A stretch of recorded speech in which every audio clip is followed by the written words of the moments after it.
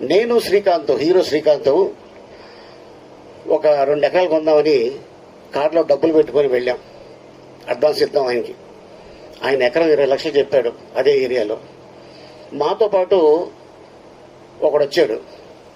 మీకేమైనా బ్రెయిన్ దుబ్బిందా, ఇక్కడ కొంటారేంటి అన్నాడు. ఆ రోజు ఆడు చెప్పకపోతే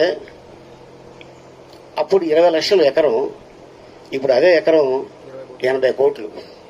ఆడిని తీసుకెళ్తాలో 80 కోట్లు చెప్పకపోతే అప్పుడు 20 లక్షలు ఎకరం, ఇప్పుడు అదే ఎకరం 80 కోట్లు. ఆడిని తీసుకెళ్తాలో 80 కోట్లు పోయింది మాకు.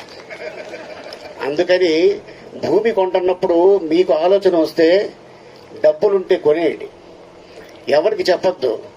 ఎవరికైనా చెప్తే వాడు డెఫినెట్గా ఏదో వంక పెడతాడు, మనకి లేనిపోయింది టెన్షన్ స్టార్ట్ అవుద్ది బ్రెయిన్లో. సో అందుకోసం అంటే